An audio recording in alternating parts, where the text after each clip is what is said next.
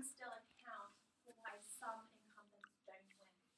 But normally, most incumbents do win. So cumulative scholarship. Ideally, we will build on the work that's already out there. Right? One of the key assumptions of scholarly work is that it's cumulative. Okay? So Isaac Newton said, if I have seen further, it is because I have stood on the shoulders of giants. Equally, Weber says scientific work is change to the course of progress. We can't do the work we do today if those who came before hadn't already provided the foundations that we now have. So this is why we conduct a literature review. Right? Any topic that you want to research, the first thing you will do is conduct a literature review. That's basically finding the scholarly literature on the topic and reading it, seeing what has already been done, seeing what results you already have. And then identifying these key questions and gaps, right? We don't want to continually be reinventing the wheel, so we want to find out where we have kind of solid results and where the results are more kind of variable, more changeable.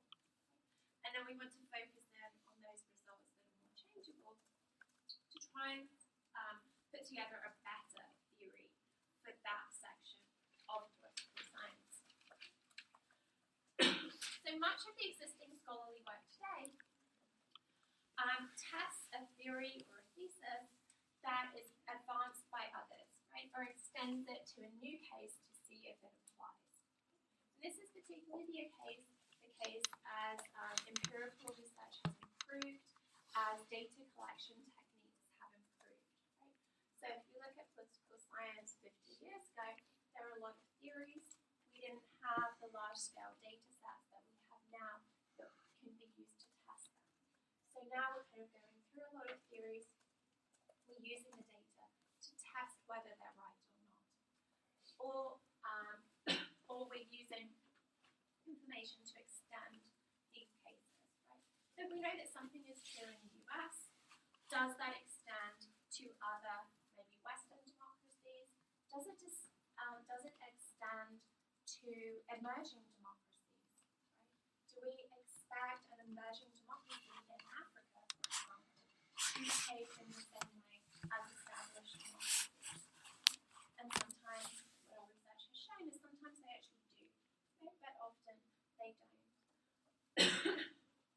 So we extend to these new cases to see if what we already know applies. So that's kind of finishing up from the last class. What we're focused on today is scientific explanations and also looking at scientific paradigms and what we mean by that. So I know there was an issue downloading the reading for today. I don't know why that's the case, but I sent it around on email, so hopefully you've all had a chance to have a look at that. That was from Thomas Kuhn, who talked about scientific revolutions. So we'll talk a little bit about what he meant by that. So if science is cumulative, we should expect gradual change, right? Small incremental increases in the knowledge that we have. And most of the time that is what we see. But sometimes we come across something that radically changes our understanding. And Thomas Kuhn called these scientific revolutions. And I'll show you some examples of what we mean by that. So the first example we have is Ptolemy versus Copernicus, and the order of the universe. So there's debate as to whether the universe revolved around the Earth or whether the universe revolved around the Sun. Prior to this, it was just a general assumption. It was kind of common knowledge type thing that, of course, everything revolved around the Earth. Right? That's where we were. That was our kind of center of focus. Okay? And it didn't really occur to many people that that might not be what the universe revolved around. the discovery then that the universe did in fact revolve around the sun instead of revolving around the Earth kind of overturned a lot of scientific assumptions that had been made up until that point. Right? It changed virtually everything that had gone before. And this is an example of what Kuhn calls a paradigm shift. Right? So a paradigm itself is almost like a scientific worldview. Right? It's something that kind of underlies what we're doing. Right? So if you assume that the universe revolves around the Earth, then you kind of take that for granted and you move on to the next step. But sometimes we find that these underlying assumptions are not actually correct, and we have to kind of redo everything else. Sometimes these are so fundamental as to almost be invisible. What do I mean by that?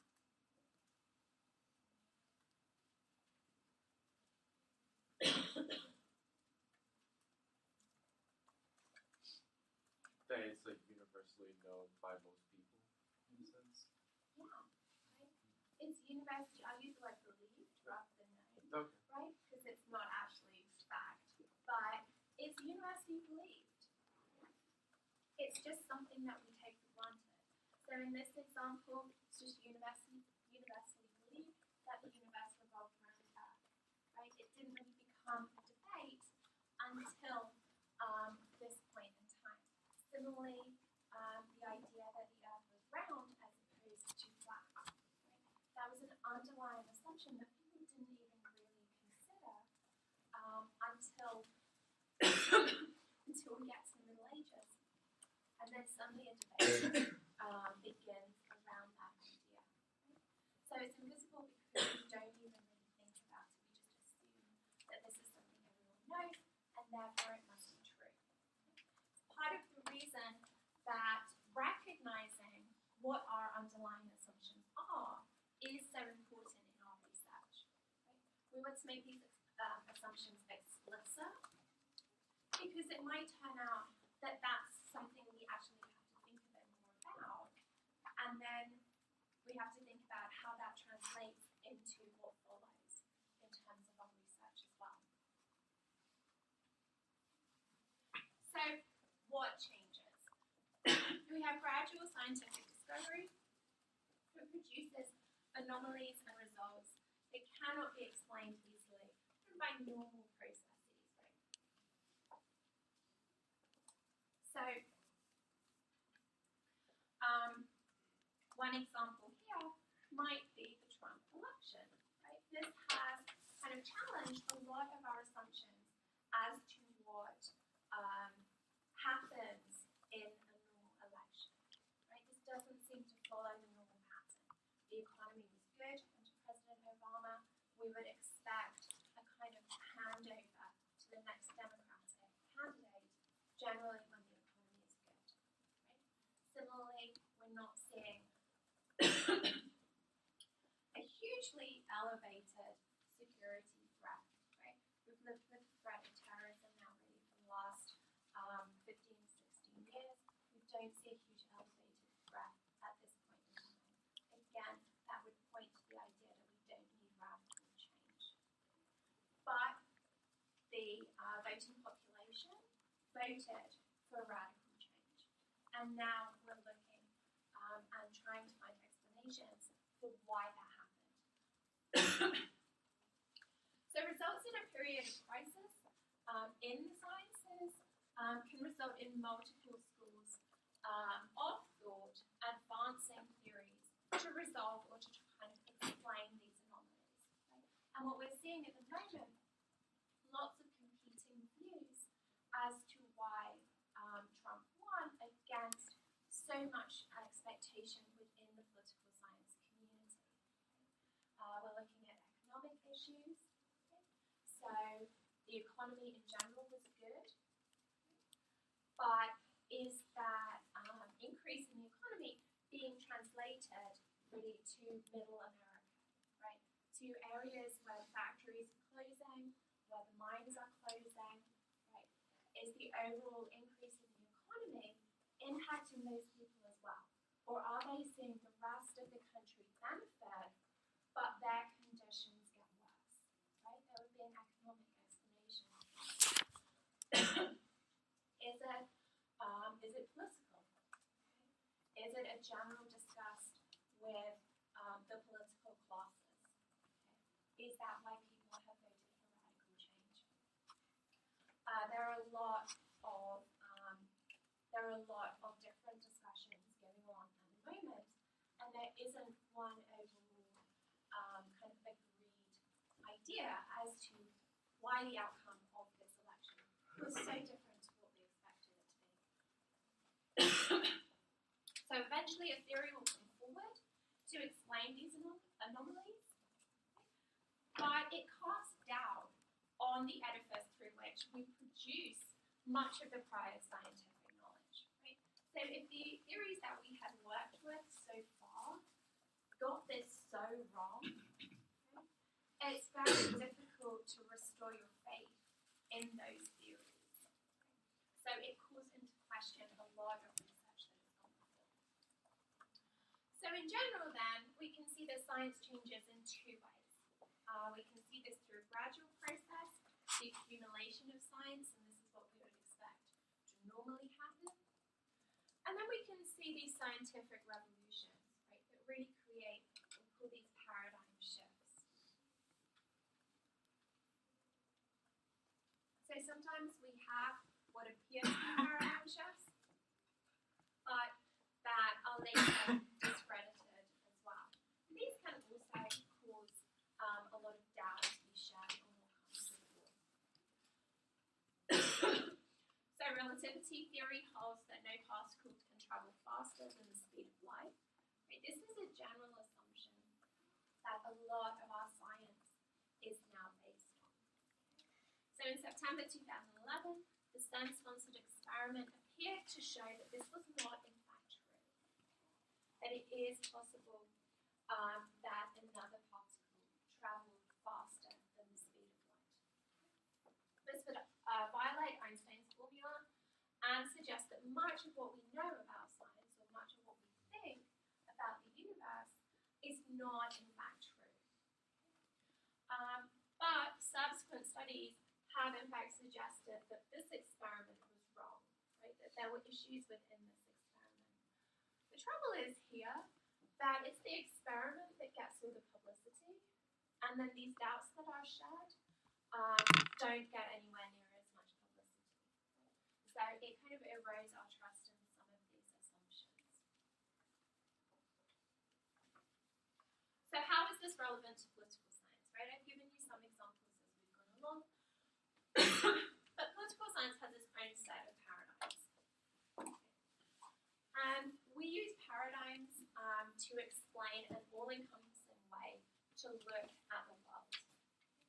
So examples here for international relations include realism and liberalism. Right? These are both described as paradigms.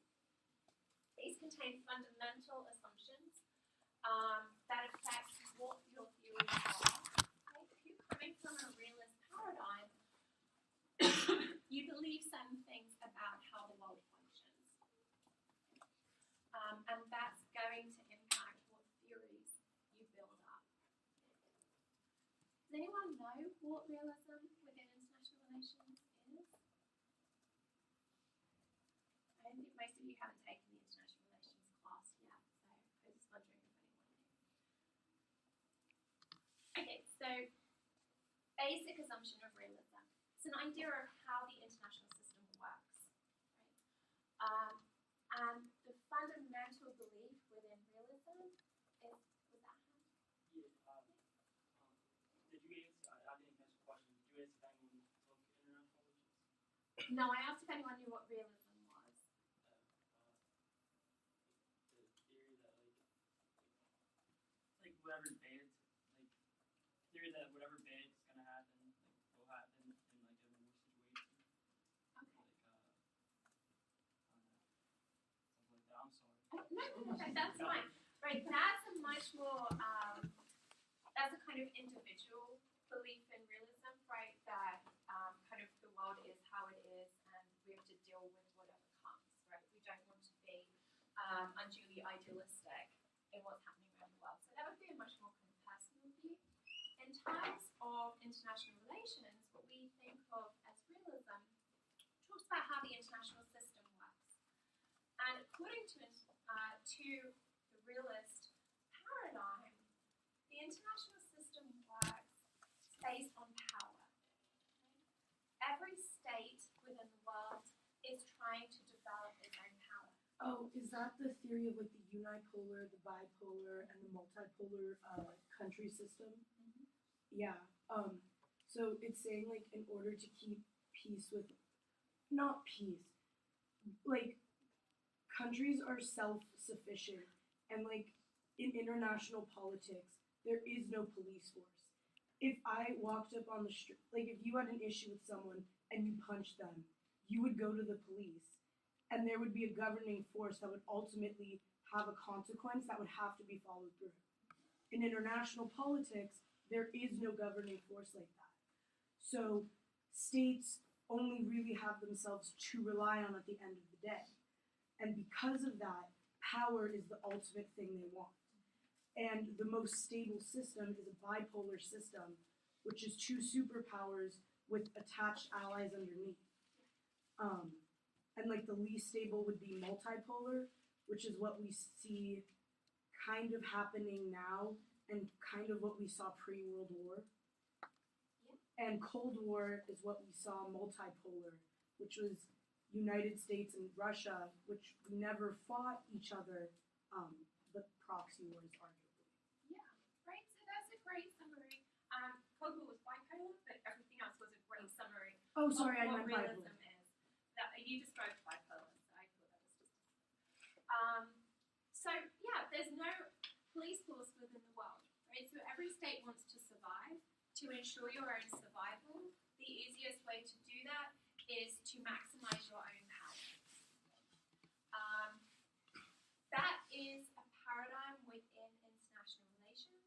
If you believe that that is true, right, all of your theories of state behavior around the world will follow from the belief that all states are motivated by trying to increase their power. Another paradigm is liberalism. So liberalism within international politics focuses much more on, Isn't liberalism much more focused on trade? And they believe that as long as like states are very much intertwined in trade, they won't fight each other. And this liberalism idea is very much focused. Obama's administration was very much liberalism focused. I don't know if that's the right term. With their TPP deal, especially with China, because we're kind of in like a economic suicide pact with them, where if their economic situation crashes, our economic situation crashes, because every day they buy back our debt, which is a really complicated system, but it kind of ensures the fact that we don't war with each other, because if we did, both of us would go down. And it's kind of why neither of us with the TPP pulling in or out of it is causing wars or anything like that, because we're tied to each other, regardless. Isn't there a difference between liberalism though and globalization?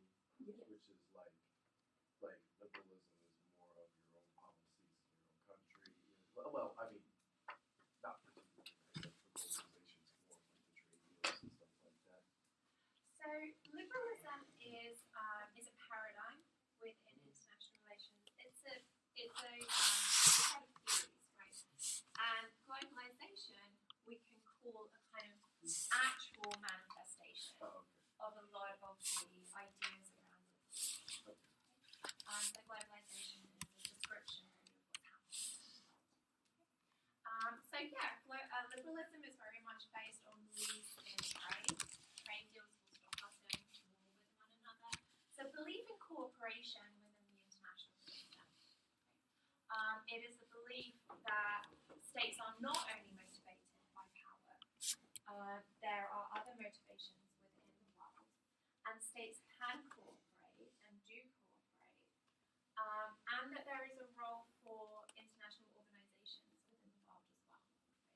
So we obviously have the UN, the World Bank, the IMF, organizations like this play a role within the international system.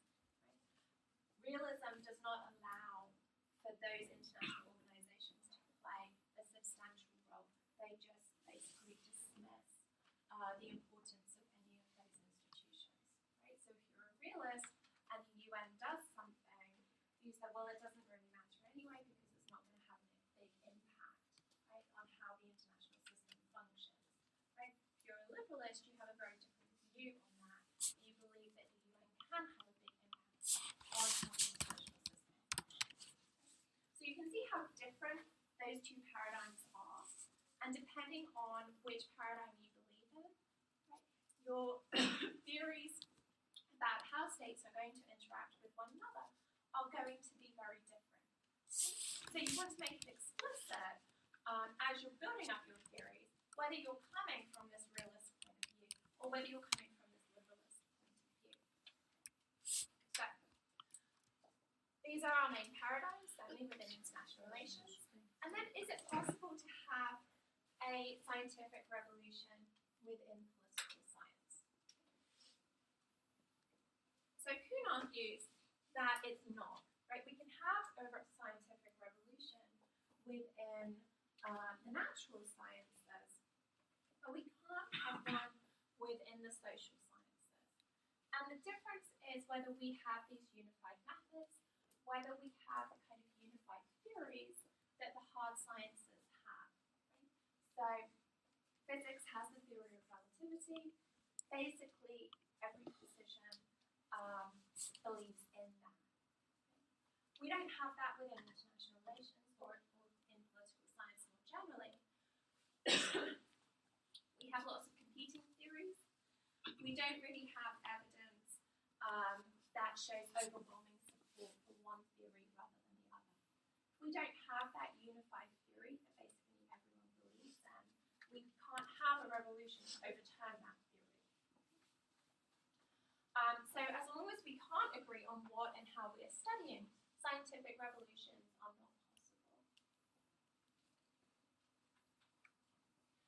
So this has led to the development of alternative approaches to empiricism. And one of these alternative approaches is interpretivism. Bit of a mouthful. This is a general critique of the empirical approach.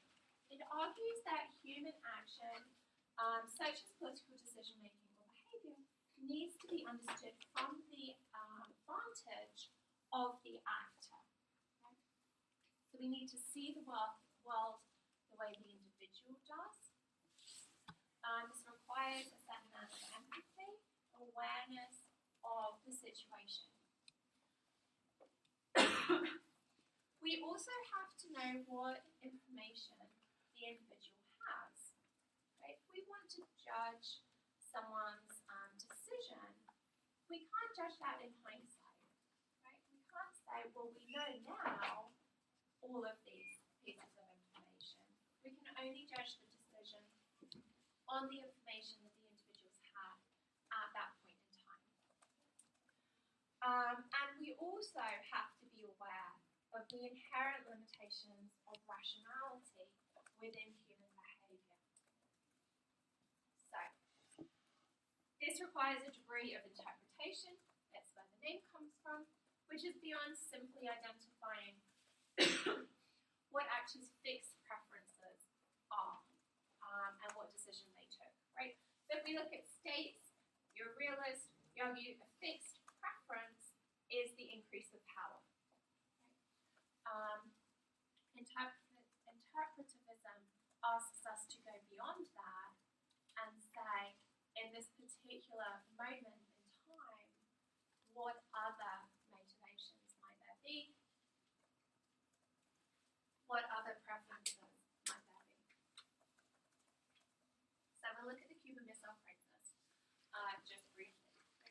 So, we have the Cuban Missile Crisis in 1962. Anyone provide a very brief summary? I'm going to ask, Jennifer? So basically, there was missiles like in Cuba that the Russians had put there, and like we like found out about it. Like we weren't supposed to know about it, but they weren't supposed to have their missiles there, and they were like supposedly aimed at the U.S.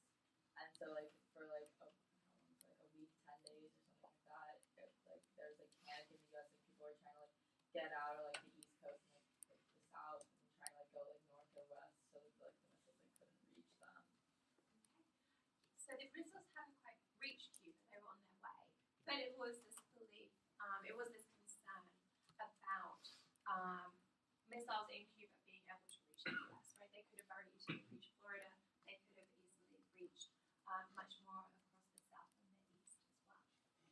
So this became a standoff between the US and the Russian governments. Right? In hindsight now, that we've come to the end of the Cold War, I believe that this was the point that we came the nearest to nuclear warfare between the US and the USSR during the Cold War period. So, there's a standoff. President Kennedy is trying to persuade the USSR to turn around its ships so that the missiles do not reach Cuba. So, can we understand what drove President Kennedy by looking at preferences, organizational position, the expected utility, and the outcomes that we have? Do we need to go beyond these to explain the decisions that he made within the Cuban Missile Crisis?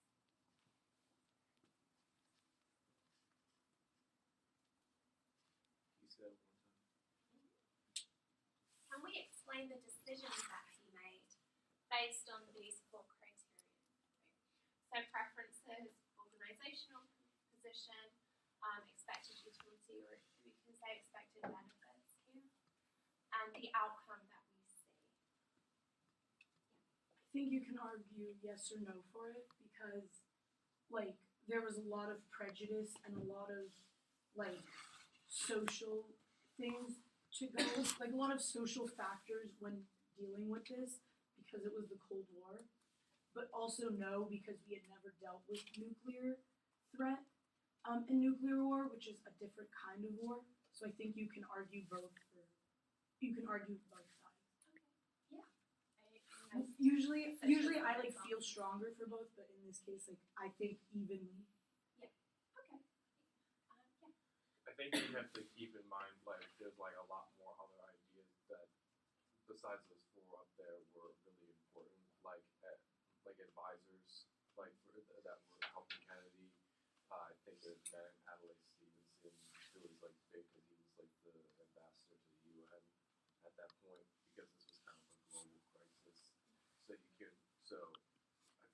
like having advisors would also be a big reason why he made the decisions that he did. We always think of the president always like putting everything together, making the final decision, but we never talk about the actors that get involved in information.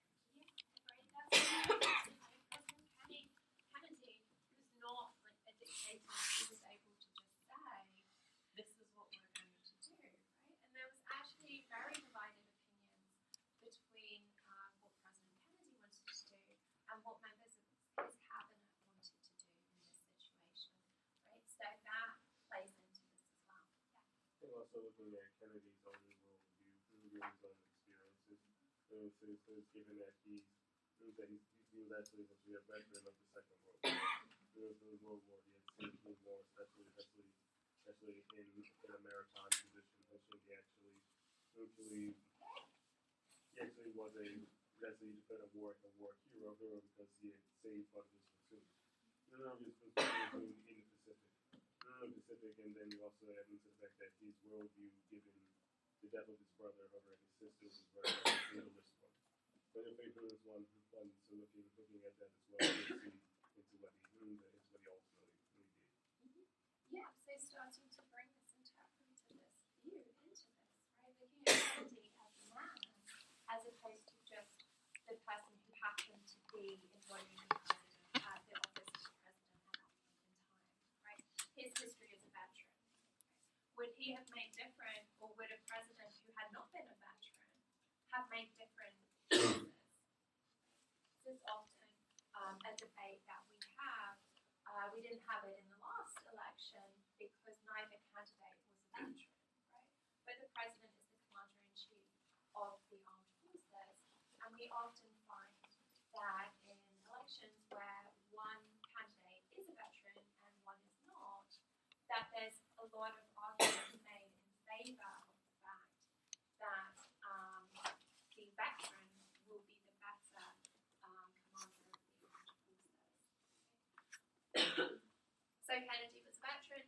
Would someone who was not a veteran have made different choices? Right. So lots of different things going on in this situation. So if this interpretivist approach is correct, then it's necessary to get in Kennedy's head. Right?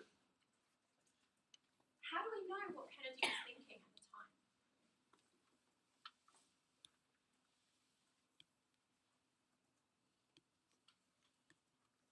By his like TV appearances, I know he gave like a speech. It was after the crisis, and there might have been one during the crisis. I think, but how he addressed the people, you can kind of see like his body language, probably, and the tone in which he spoke, in a sense. Okay, so we can take his words, right? Through speeches he said at the time. Also, you actually have like recordings from the, the phone calls that were made during the time. So, yeah. Okay, so we have some other evidence as well. Any other ways we know what Kennedy was thinking? Do you leave behind any like memoirs or anything like that, like writing about the event? Well, he didn't specifically because obviously he was killed, but a lot of politicians do, right? So we can have a look at those as well. Any other suggestions? I don't know if he already said this, but his advisors, maybe they look back at it, retrospectively and say, he was feeling so and so way. Yeah, so Kennedy might not have left memoirs because he wasn't able to, but other people involved in these decision-making processes would probably have left memoirs, and we can go back and see exactly what discussions were going on at the time and get a sense of what Kennedy was feeling at that point in time. So, what you have all suggested is basically how we go about doing this. But there are a number of problems with this. Okay? So if we take the example of speeches, public, anything designed for public consumption during the time of crisis, right? There's going to be very specific things that President Kennedy wanted those speeches to do, right? And in particular, he would have wanted to reassure the American public and not create a sense of panic. So sometimes speeches given in the midst of crisis will try to downplay how much of a crisis we are in fact facing. Right? So that's one thing to be aware of with speeches. What might be an issue with a memoir? It's just like one person's account of how it happened. It's not like it's not necessarily factual as much as it like claims to be or tries to be. Like emotions get tied into it. Exactly. I mean, how many of you have had an argument with a friend and then found out that your friend has had a completely different interpretation of what was actually said? Right? These are human beings with emotions that are tied in to what is said and done in the heat of the moment. Right? Memoirs are accounts of that particular person's view of the events that happened. Sometimes they also try to make themselves look good. And this is often a problem with memoirs that are written in hindsight. So it's very easy to say with hindsight, well, I supported the correct policy, right? But sometimes other people didn't want to implement that. People try and justify their own behaviors. Right? You've seen this. I read a series of memoirs for a piece of research that I was doing on Idi Amin and what he did in Uganda, right? The vast numbers of people that were killed during the Idi Amin repression. And I was reading memoirs of his cabinet members, and all of them wanted to distance themselves from what he had done, and all of them offered justifications for why they had been within his cabinet. Justifications like, well, I thought I could help restrain him. Right? I sacrificed my own reputation for the good of my country because I thought I could help reduce their oppression. So people always want to present themselves in the best light, and they'll often do that, or politicians at least, and advisors often do that through the memoirs that they write after they leave office. And then here, post hoc justifications for decisions. So we can say ultimately President Kennedy was right in what he did because the Russians turned their ships around and we did not see a nuclear war. But does that mean that President Kennedy was actually correct in what he did? Or does it mean that he got lucky in that particular situation? Now, in that particular situation, we can probably say with a fair amount of confidence the policy was correct. But in other instances, we're going to see politicians implementing the wrong policy, right, but unexpectedly getting good results. And so we have to have a look at the amount luck plays into this. These are all problems when we're talking about human beings. Right? We're trying to look at motivations that human beings have, beliefs human beings have.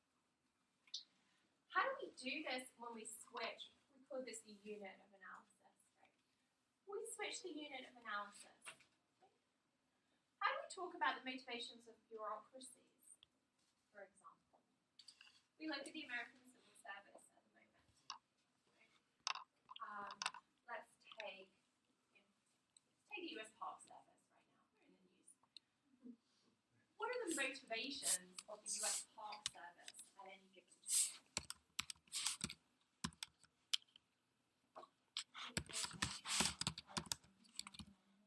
Okay, yeah, so that's their mission, right? That's their goal is to take care of the national parks. Give climate statistics.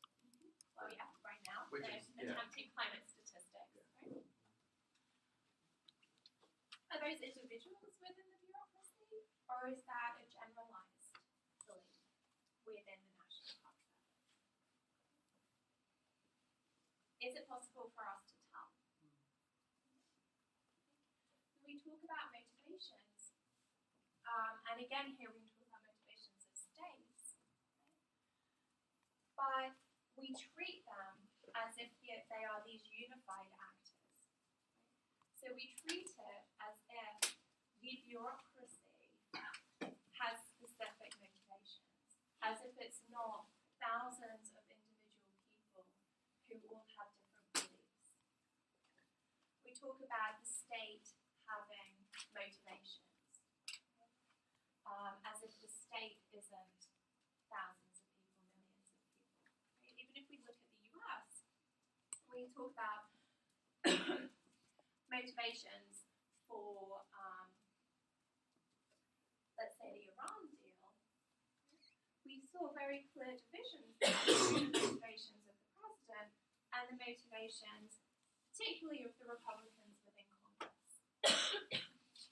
So we kind of, because that makes things very complex, right, and our models within the research often can't handle that level of complexity, we kind of brush over that complexity and treat them as if it is just one unit, right? The US has a goal within a particular point in time.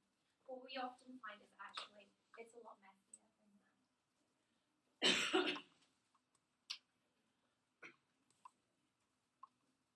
So another key question here in interpretivism is what political science says about social facts. So we've looked so far at the difficulty when we're looking at concrete events. But then how much more difficult does it get when we look at what we call social facts, right? These are not observable facts or hard facts in real life, but these are interpreted to mean something. So an example here is bureaucratic rules. These exist in a normal scientific sense that they are written down, we can see them. But they're observed, right, or they're followed because we give weight to them. We believe, for example, the bureaucracy should work in a particular way, and this creates norms and expectations. These norms and expectations themselves are not written down and can be challenged.